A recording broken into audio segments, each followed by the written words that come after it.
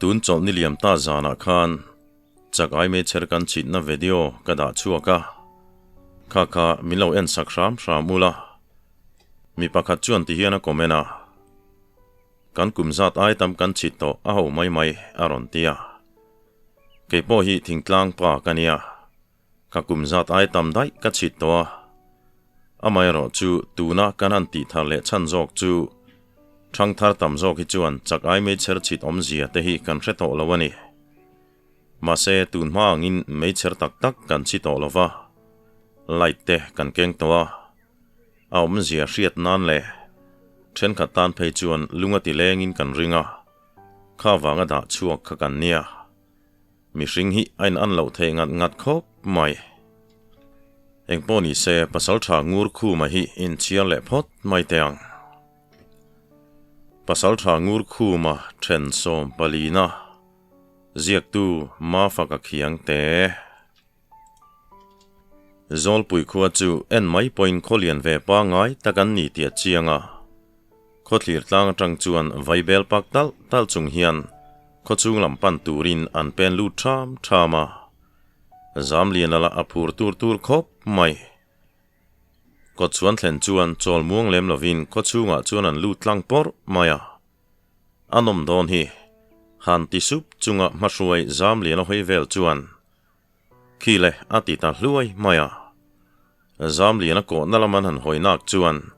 nula pathum an ma ni to zong ron kal chu an muta an ni hola chuan chutiang anga palian em mai khwal wal le ngal an ma ni lo kok vu tun mu chuan hlawin an tlan cheti ti ta zela chuan khai nula teu lawum kan ni lawania kha kan thiana hian in hnunga uipa khania ko zok chu han tin nula pathum te chu anan hoi kira oi miron zuelo tin pakhat chuan uipa dum lian zet mai chu an chula NGURKHUMA chuan zam lian chuan mel shokin itimak thine mai an ti hluka kan mu tumber chuni mokati maya ashim an ni pon thiam lo ve tho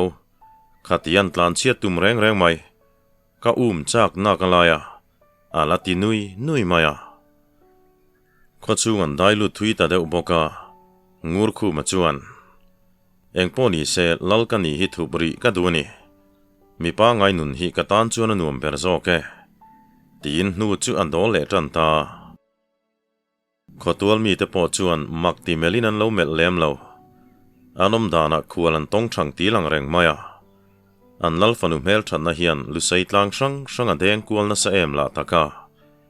ama beisele mu chak ve shim an kat nok mai tuna po hian khothum lal fa pa ten an cham chil me kania tilangam si lo hian anin eldeu arana in erna po atel ru lo thelo lalmol dailu tin lalin lam chun pan ta abikin zamliana chu thlek non lawon om meu lawani ani anga palian hi anla mungai lo tlat maya lalu ka puya po ding muang lem lo chuan zamliana chuan ma hruain lalkai tena chuan an kai ta kongka chuan an kun lut duin in rem ti don thowa karon lut mai ni o tia an nui lut hui mai zong zol puilal in chung om ho mong hung me te chu an ri hak mai kam thalo chan lo theini to hek lo le NGURKHUMA te ho po chuan an zui lut ve ta zamli na chu lalin chunga dinglu mai sia thuro te po ti ve ula nui deuh chung chuan an ti lein lalpa ber chu aron nui phu ta thut mai chuta nui hok chung hian thuro khoi khowal te ngei ni le tia zo na chu felfai takhian zela chu na lo changa lalpa keini hi parbung khotlang wal te kan nie I khoro puina le ifanu mel that nain bengong lo ta chu mindeng ve miao mai sia benge sei rundung za fa ka lu achum long tin kanon kai ve top mai ni tin la le khon bol te chu an mel kual dana animo inron kalna thui tham hle mai ka ti tia lalina chan lai chuan zam liana bok chu an hoi vuala tập lama lalnu le lalfanu ei rel mol chuan melin khi em ni lalpa ifanu chu an ti heu maya kol sa tanan kheu meu chuan a soi tura soi zo to sia khon bol min chuan lo changin ani khi kan lalfanu tlang tin deng choki chu khi nge khi ni khi chuang ti riat tak hian lal chu oron nei khala zamli na chuan an en runin avachavak silo vemole atile ta katan chu namong bor khi ate ma dewani saireng pui min du po ni la kan du chi ni mi lo mai a ithi ma du mele mai an tile ngala saireng pui chu mei cha lo tak mai ni boka zamli na mi zia tu rom ang chu aman thiam na samaya tingot te su kazui holui tlat mai tur cheni o tiaron nui varin ateu hian an hai lo email chu atha chu thave viawa katan chu ni te deuh ma ni hei heng ho nen hian in mil tok velang tin NGURKHUMA te ho chu an en kuala chuta lalpa lam chun hoile in lalpa thlenin tu lam te hi tian ding le hluai mai zong alian nasa mai sia achuk bi run mai boxi nen kon bol min chuan ani hi chu kaina thleng mai ro se a thlenin te tram chu hlau dange lo ti vatin ngura nang chu hetain ngat mai ro a khai nang chu in thup don take ala tile ngala NGURKHUMA chu aner na sa to mai zol puila le kon bol te po an nui su to maya chuta zela chuan nia lalpa kan mingte kan soi talem lova ani hi kan lal NGURKHUMA ni tia an mingte chun soi denin lale kon bolte point an lo chon dan chu adang ta dor mai zol puilal chuan ekhai parbung kholal le Pasaltha ni bok NGURKHUMA le akiang omreng thin ama veng tu zam lian an ti chu in ni nge hi le nie ngura nang chu kan inan ngat mai la thange khokhat lal meu zong mun dangai thlena moi love nel takle zang khai tak hian alo tia NGURKHUMA ro chuan nilove lalpa min thra thiam te khai ngai lo lama ngai lo la khual dang te pon lo kai zelanga helai mun alawin nga ku mai zong amoi lovange baka khuala le zel chuan lal kani na hi chomtel ka du lovania tlangwal pa ngai angin min en mai teu sai pon min hoi talawani le rei cham te chiam po kan tum than lo han ti deu kherin lalfanu saireng pui an soi vul chu le an da chung nung lu tuk chu NGURKHUMA chuan tu la ti te chiam lo ni turani thalo chu ti bi khau lova chu nula chu adu zong taka shina ni po achian em lain du huam angle azuna uai ngal chut ang tur chuan om du big lo meichia a mel thata wanga khual thang phangat ani na chu beng hiam adu dewani lalfanu saireng pui po chuan chutiang anga ama tong khum tu chu ala tong ngai hlek lo maya ding meu chuan NGURKHUMA chuan enin anila chuan a bek lama lo chon du lek maya rei po lalina thulovin tlang au ho chuan anin zui chuak ta zam lian ai ro chu khon bol min nen chuan in zui hoin lal hne na tang khan khothum lai mai tuna mi khulan nei thu kha an hretawa an fim khur deuh te po angai don ti an hrechianga ven thon ngai ber tura ro chu zam lian a bok ani le zoka ani zong tharum man chak reng mai mi hring hi ni bok sia khual dang te nen an tual thu chiat lo nan zela chuan en kol le deuh chot angai don ani NGURKHUMA du dan angin khomor laman pantanal nala lalmu lama hun man ai chuan adai do lama hun man hi NGURKHUMA du dan ania han en mai po mi pa ngai chung laman ni lo ti hriat ngoi adai do lama om te chu paltlang zelin mi khwal min thleng thengem an ti tan daka voitam khwalin an pal photo amai ro chu mi khwal nei ve ngai lem lo khomor lama thlenan an dil mau mai chu thlenan dil na te chuan makan lo ti ru zoka lom takalo dong songin in thianom rial maya chuan zela chu amaina thlenga NGURKHUMA le kolsa ta chuin ngat dun thungin anin nga nanu ber in ngak lom chuan NGURKHUMA te pahni chu anmel zaka khoi khomi le sa ngen ni te lo zot ve borin NGURKHUMA te point parbung mi le sa ni thu chu an lo soi ve maya nel takhian ti zuin chung koing zat ngei ni tia anin biak bor lai chuan pon lama thingkeu thoman ridat datin nula pakhat le tlangwal pahni chu hlim takhian anronin zui lu ta in chungan an dai lu chu an rin lo le beise lo deu maya NGURKHUMA tenan mu chuan an hoi hai lek mai nu ber chuan rang taka afa te chu lo chonin tlangwala po en mai point a u zo kang ti hriat tak chuan khai kanu kha kual tha kan thlenga ni mo zang khai tak chuan aron tia anula berero chu azak deuh ni turani asam manga a mel chu hlia deuh chain thim lam chu hoi zui deuh tlat maya NGURKHUMA chuan rang taka o lo chuain nia hei inom lo lai chuin ngam patakin mong kan lo hung ve ngot mai chu nia in poi kan soi em lawang chu mo tinan nui sa nga ke ni ina te lul inon thleng du hi kan lo mani amai ro chu in muang hian kanu howa khosa ve mai kan nia leirem rap turin ke kan pen ve tan chawani pa ber tel lawa hun man zet zong bang nei lo ina omang mai kan ni na lai hi atam te maya sheomin ti viau tak le indu huna inin son chuale mai niang chu tin au pa ber ti hriat tak chuan puitling tak hian oron chua NGURKHUMA te chuan nui hokin reilo te in po tlang tak chuan an ti ta ma se NGURKHUMA chuan khokhat lalani chu a soilang du hau lova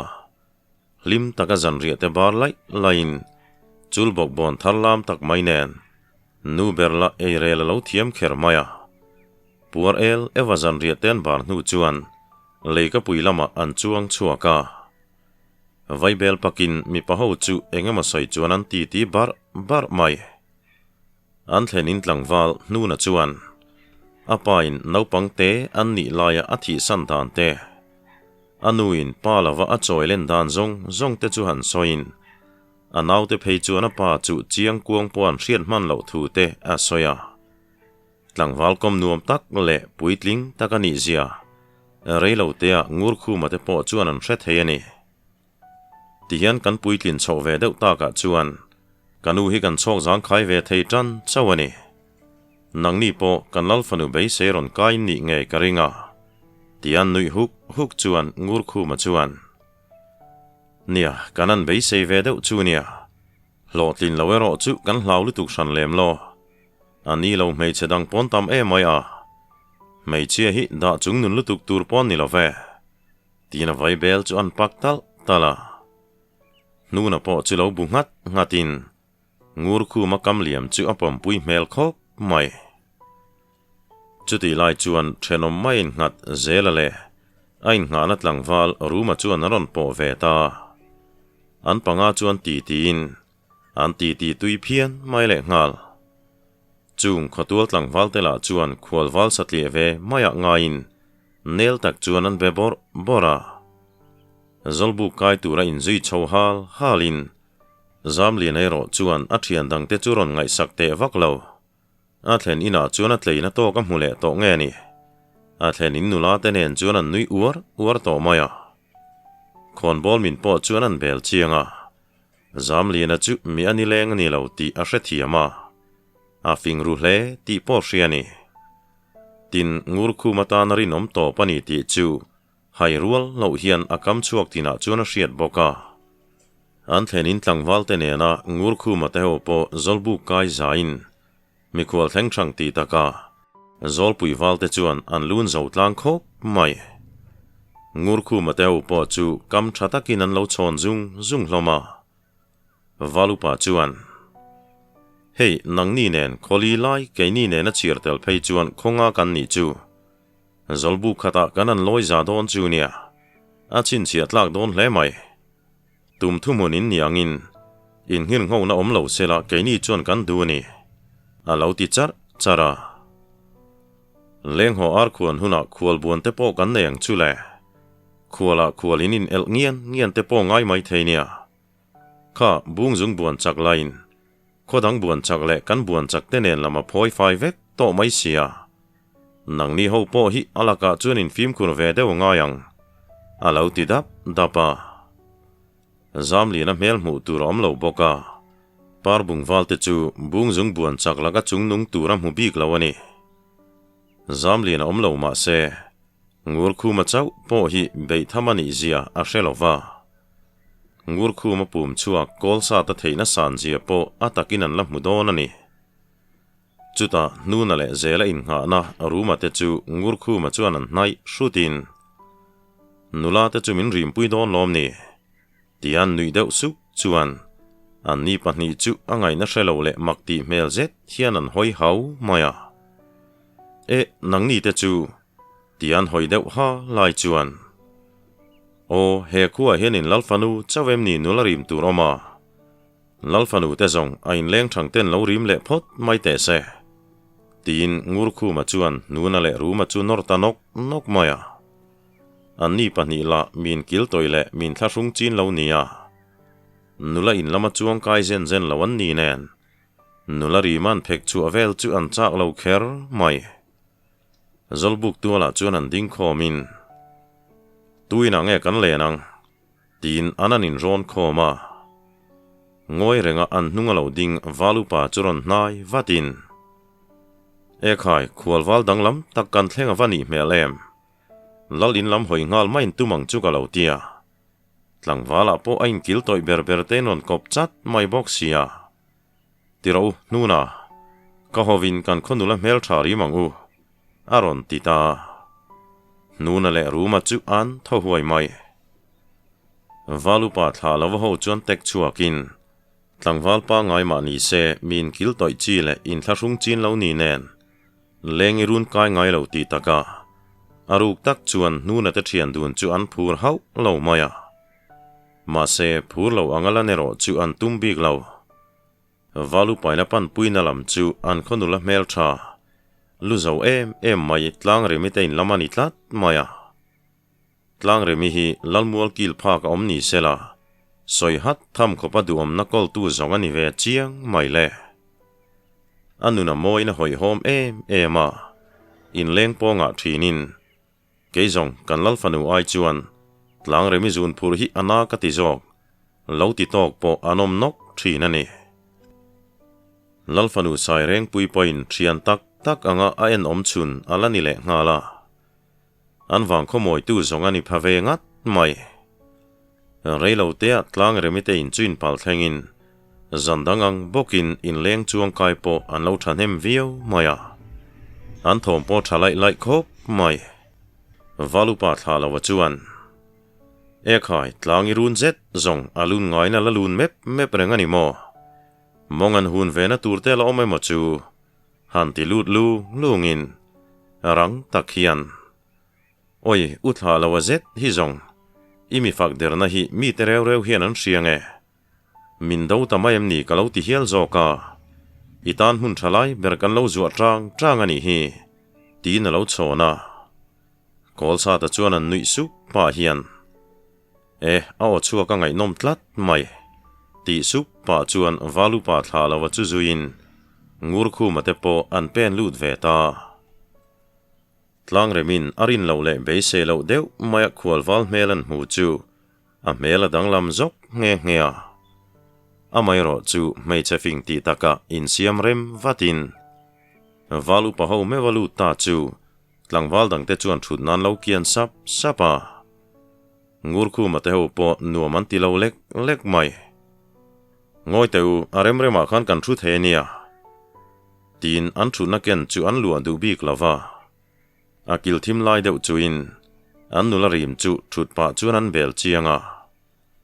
tlang remi chuan zelamit chu langang mai lalfanu te kha chu NGURKHUMA ta nan da vei mak bok nen chu nula chu bel china chak ta hle maya tlang remila mei chefing tak mai nia NGURKHUMA te ho chu lo betlang nel zungin nakina chuan pon lama thomaron rideu hama zandanga po kai photo tlang remi in tita tu riau mai bung zung val rol te chu anon lut vea zolbuk lama la ne tu tong lo wan ni boka bung zung buan chak hi avok la len riau mai le ngal tlang remi kianga chuan thutna omumal to lo ti po shereng ma se alo thu sa te chu khoi nge tol teu in rim te chu vana ve mole ron ti hamin midang mai eng zana nei lo mel hle maya tlang remi si deuh chet chuan thun hmunan remin an nek lui deuh sala tlang remi to rem sat dana chuan chu khualwal chu angai na vak lo ti po hriata kol satan che deuh dat chu NGURKHUMA chuan alo khaparang khop mai mi ti piang mai la chu bung zung buan chak thom lian a chuan alo hnial zut mai le ngala thil zong hria an tiang chi hi ani ber ome chuta thum da thian valupa thlalawa chuan an soi bung zung buan chak chu ni e han ti supin NGURKHUMA te po an bu ngata engma phei chu an soi lang chuang lo buan chak thom lian a chuan hoi kwal velin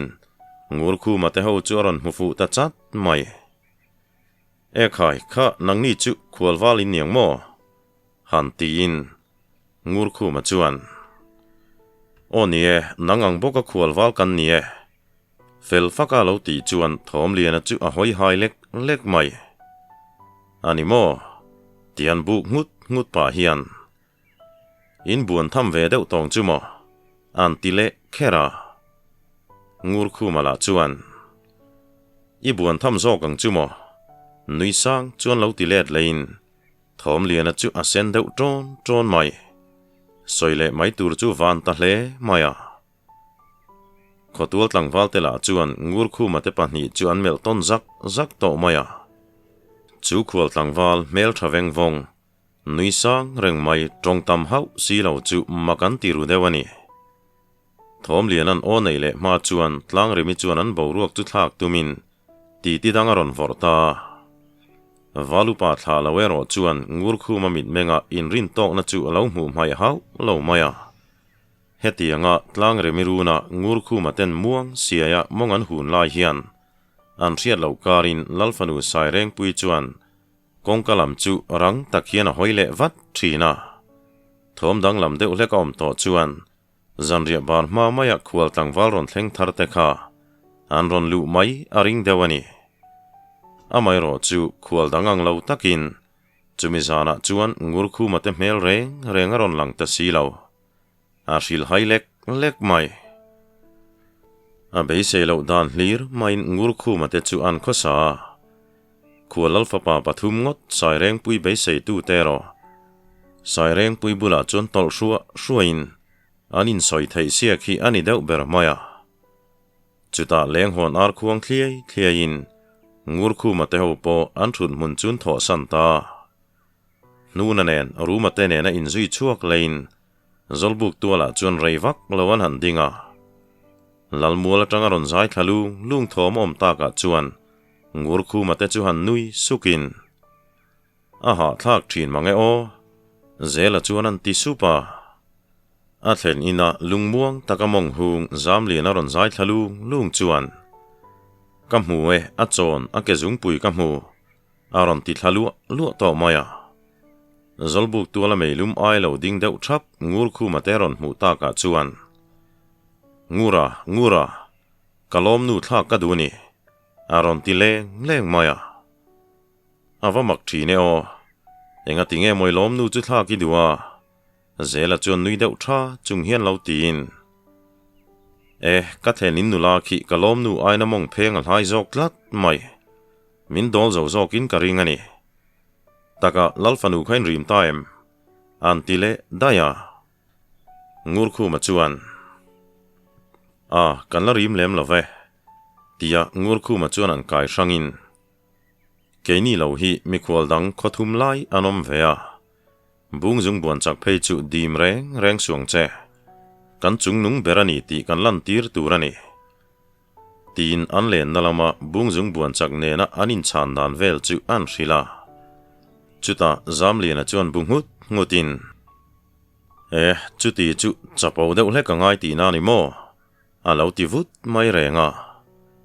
ngurkhuman buk ngat ta ka zong phur takin zolbuk lam chu pan ta tur mai zolbuk loilu po dil buailem lo chuan bo bel chun bo liama par bung buan chak kalo thlenge buan tham deuh hlek te no mem an ti nga leng mai zong zolbuk loi to zong te chuan an lo en thup maya bung zung buan chak point ngurkhuma te ma zam lian a ding lu mayan mu chu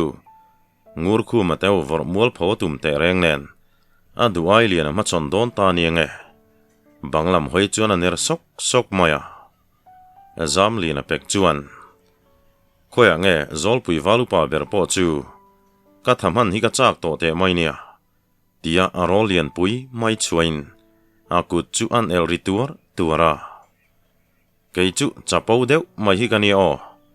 an tile kher chu ngurkhuma point sum zo talo anui huk maya zam lian ei zong alom fal deuh hlek thin chu ni chuta zolpui valupa churon dingin ekhai khol buan chak thar kan nei ti na ni mo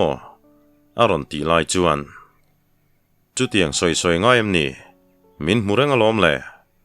khoya nge bung zung buan chak chu nula in lama lo pau lian viau mai ni oma lo chuak te se tina vei thur maya chuta zong bung zung buan chak thom lian a po chu ronding atin a pau lian satlia ma zam mai rual kan ilove eng ang fakawa chak le thrui nga ngai ni chu thom lian a ma hian han lan tir ta che aron ti ve ngat maya valu patan po in rol vak na chi ni na lang lo anin din chil me ti chuan zam lian a chuan ekhai zolpui valteu minan fui ta cheu le in buan ro pui thleng do ne khai o tia akutan ben thlup ta ka zong nuna le ruma chu a au masa chuan an tanga tlangwal rual te chu an ho ta lui mai valu pa chuan ani le o tia an puan ven tlanga chuan in man tirin zolbuk om val rual te chuan an hual tu to maya bung zung Pasaltha te mai ba ka an lalfa pa te phei chuan au por na samaya thapuyan chua tran don tak lai chuan ngoi lok teu tin tlang au churon au chel chul maya buan tuala chuan ron lu tin eng thil nge ni tian en thap lai chuan lalin thu min kan tirani kholi changin khual kan thlenga nia naktu khian infiam na ro pui nen relani chu kan khual te khan an pomang chumo aron tita ngurkhuma chuan keini lam chuan kan pome in el9 buat saya pianga kan tlan chelawang par bung khowal kan ni hi hetia meche pakhat nei lu fal nal ang maya cham chi lui hi tul na pom lo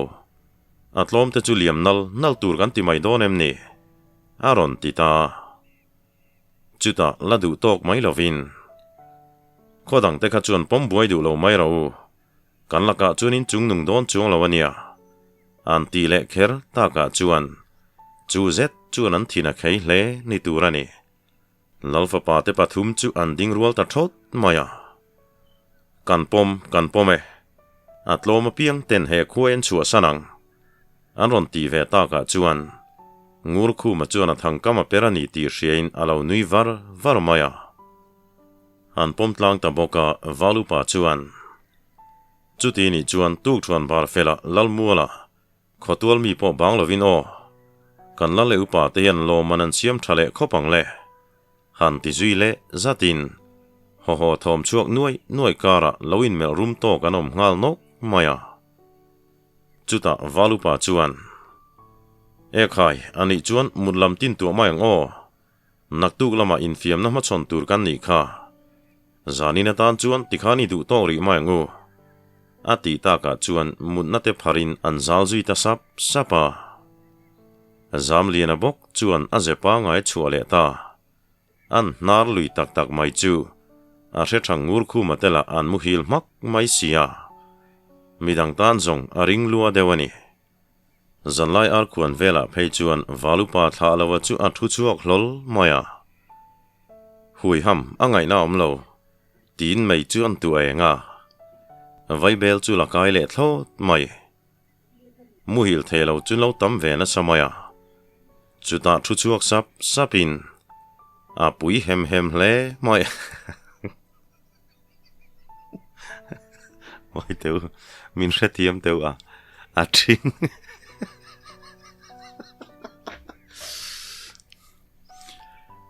a pui hem hle mai an ti me lai chuan alaring tul mai sia an nui chu zadeu boxi nakina zong ama zamli na po churon thu chuak hlolin an hoi vuta e heu khua var toilo aron ti heu mai zong an thum hak maya ala valo chun kan ching le sekange tian let le tualin NGURKHUMA chu an khan le chuta khua vara tuk thuan an bar fel meu chuan zamli na narin thu chuan khua kha le vek toni relo te atlang au churon au lavin lalmualam chun pan khom ta lalmuala chuan choi lung lian fe mai lo hungin chuti angin insuk non na tur lian tak te thing luang zoin be na tur ni om tak te ba ka buan tuala ta nan zuola chuan fawai ten lo chung vum treu to maya hanen mai point thi sen tilum phat thei vekani bung zung tlang lian le khua lut khua tanga lalfanu beisei khua lalfa pa le an che koi te po aronin lek phek na sa to maya anin fui na saboka chungnung berni chu an tum tlang khop mai reilo te mi pui chun kim vek ati theini kal thelo ti lo chu lalmula chuan an kim thup maya khotual tlang valte po all big le tlom sani tum hau lovin an buzola chuan aronin lek phek thara bung zung buan chaklaka chuan tlom jok to ma se in buana nilo in el na sang aero tlom non an tumbi khau lova heti lai hian parbung lamero chu an mel mu tu reng ala omlo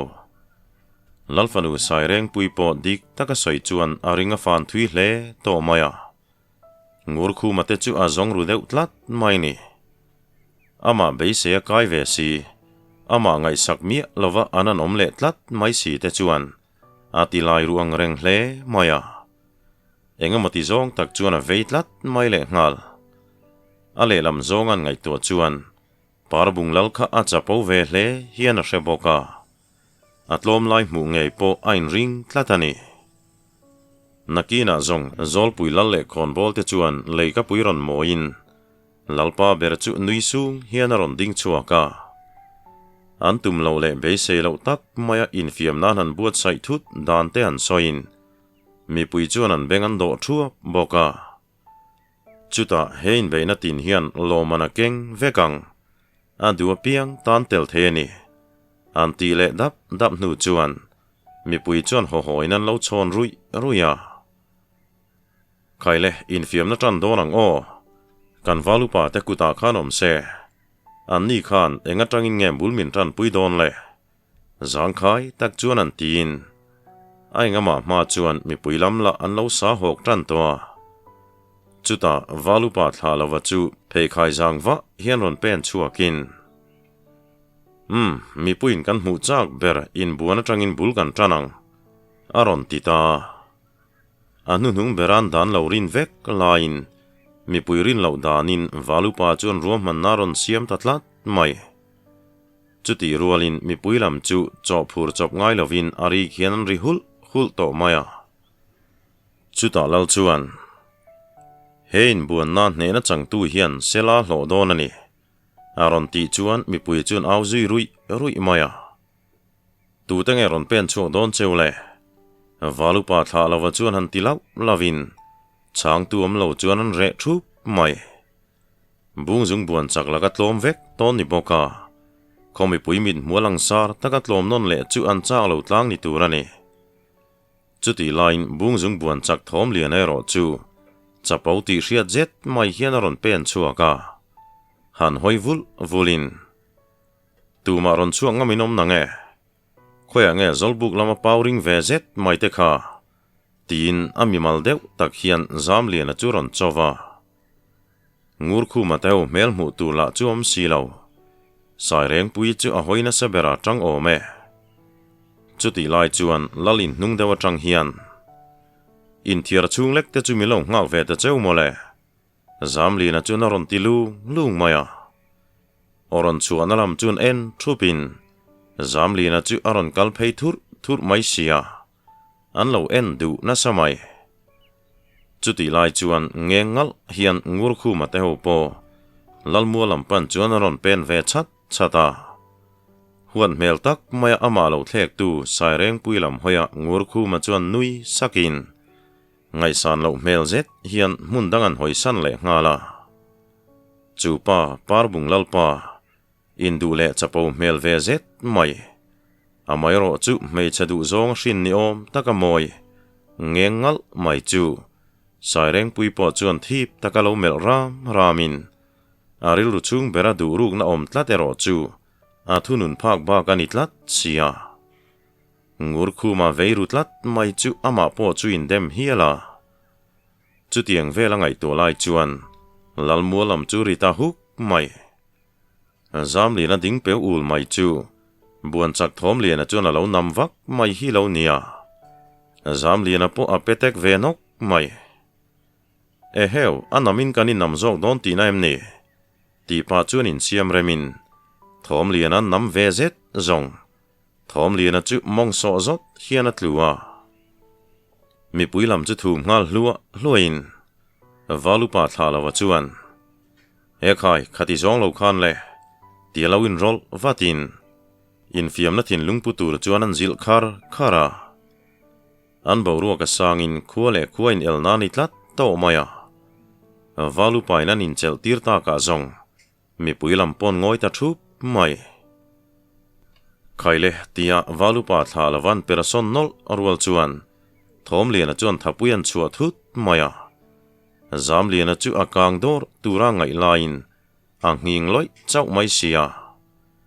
zam lian a khabe tak ngial po chen lo en mai point thom lian a chuan an hneri nom lo sa shima chuta zam lian a chuan nui vurin trang nasaro irolarin em kha tinan fui vela chuti lai chuan ring zet mai hian hnu na churon awa zam lian han trang tak teo aron ti ta ka chuan mi puilam chu zam lian a tinan auta hul maya khotual tlang valte lain thom lian a chu an lo ning ru hle to bok nen bung zung lam chuan tran tu nei mu mal meu lawani a hriat lo karin sai reng pui po zam lian a chu lo tran hle ni turani aloin hum ru ve ngat maya chuti lain zam lian ai ro chu ala hoi vel mai maya acha ring deuh khan lo au teu tina ke hui mai sia ngura kan tang ve to don em ni han ti lungin NGURKHUMA chuan lompa a hnung te kan hi sak ro khai alo ti chuan zam lian a chuan nui vurin ani le o ti pa chuan thom lian a tan kho lai chu han pot kun thutin dingmar thei reng lo chuan a siam tatlat maya mi puilam chu lo ho durin ala du tok mai lo akut king khat chau chuan chelin a hnung chuan hi sak ta le zol puilal pa po avanui ring tak em o kanaw ni khu ka chuam tina tum lo deuh mai chuan a au chuaka chuti lai chuan zam lian a chuan helai te hi thakem tian nui sung chunga thom lian a hnung zang chuan hiat thuakin atunge malo hne lo ve ngot cheni ala ti vel mai sia ti tur dang ala tam mai ti pa chuan ol sam zet thiana choi kang ta avor zonga vor du ta big lova isilong hlau dange tin thate te chuan an ngata zam lian a lomin mi puilam chun ho rui mai bung zung buan chak thom lian ala chuin her makin a buan zom zuam to lo ni turani mi pui kara chuan a pilbo ta dai maya zam lian ala chuan ehe ati taw ni mo tia an nui le su mai zong mi pui chuan an valom te reng em chuta zet zong zam lian buan tura ron ding chuak ngam chu anom ta si lova olsam takin in buana chuan hne na changtu ni tangot mai an lalpa sela kai theidin huna chuan a ding fel der mai ni valupa thlalawa chu ron ding chuak lain in suk nor lama kan pakai le ngalang an ti chuan in suk nor na tel tum khonga wal rul te chu aron pen chu le traka nula te chuan an lompa te chu langsar taka fui ngam si lo hian an lo mel ve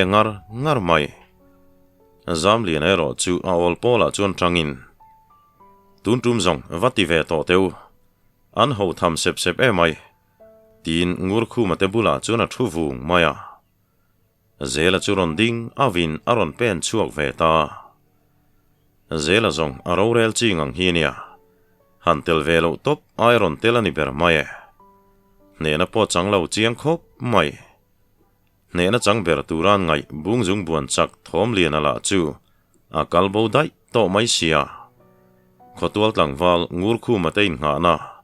nu na chuan nena changta a melen poina lom hle tia chianga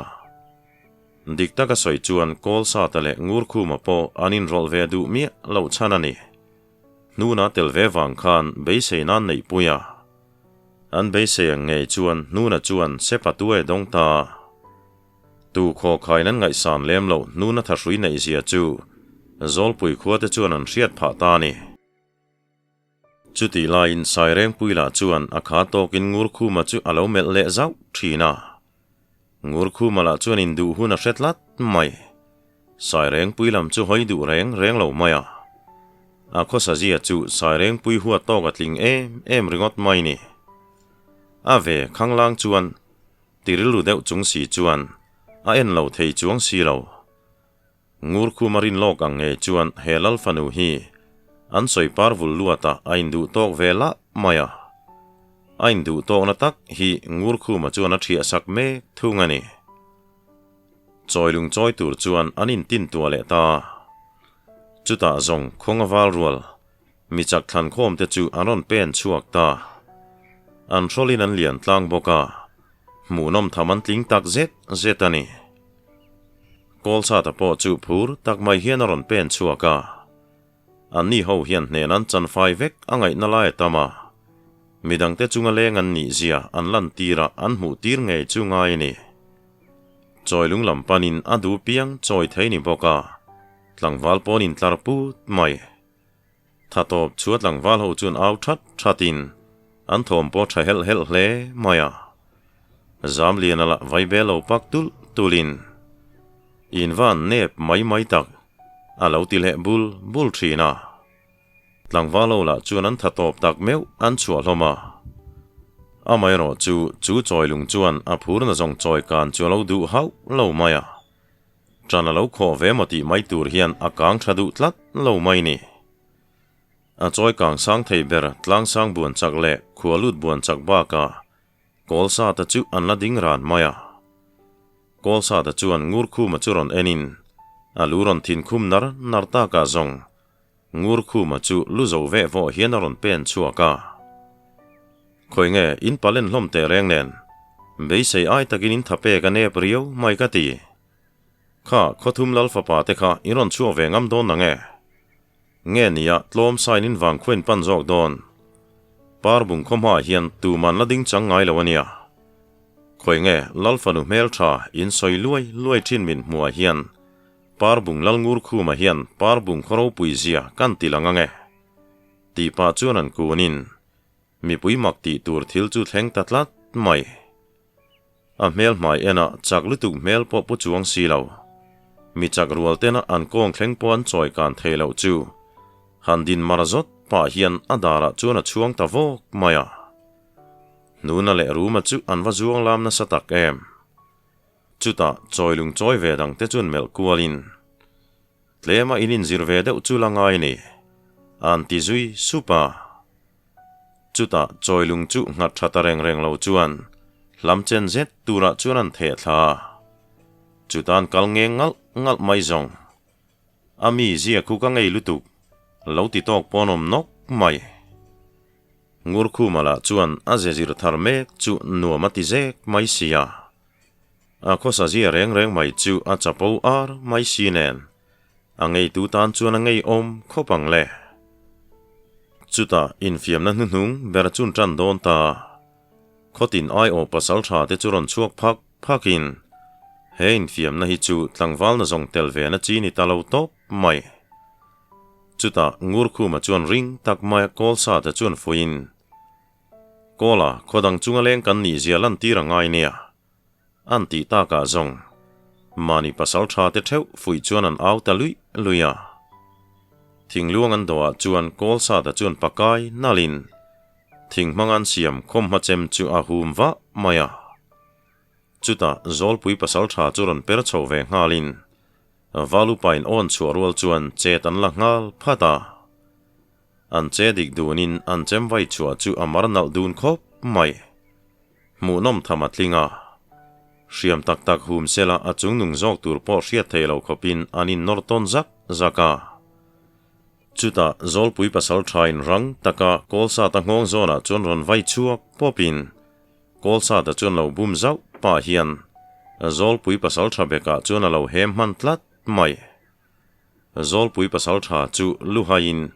an hnuai fawain chun vuma chuan atla khuta lui maya kolsa ta po pu thlave ngalin Pasaltha engei an tin rang tak chuan an kai thowa zol pui Pasaltha chuan nui sang chunga kolsa ta bana chuan lo merin ka thai tlangwal I theina sang hle maya ka hne lo che ni a lo ti thum chaka kolsa ta chuan ngoite ka van nei wang liao ani mikol min hla thlem dani thiam hle maya lo ti ve thungin an kal kiang zui ta chumin nuwa kokhat Pasaltha theu ananin nuai tak mai chu a mu nom tak zet mai infiam na ni rualin mani khoi on ni an chiang tlang boka a che sual zo ka tranan tum lo tlang khop mai atop kharnan kolsa tale bungzung Pasaltha chu anin din chille ta bungzung lam hi zam lianan an buan chak thom liana ti dana khan an lunga dam theimol lova khatiang khopain ngai nep nakha palzam mai main tumbik lo chuta bungzung Pasaltha chuan kolsa ta chu chiang zetan enin a mela chuan a fiam thu hau lo ti chianga chuti line bungzung lalfapa chuan a Pasaltha chu ring takhian an awa sangluai dim reng su bungzung laka tu man chung nung ngai lo aron ti lau maya chu vele bungzung Pasaltha chuan nau pangin fiam na mai hi kalsanin chem tak kan lek donem ni tin kolsa ta chu aral mel takhiana mel tatlat mai le ole tuntum thenatan chuan khati china khan kan du tok lenga engponi se angai nomani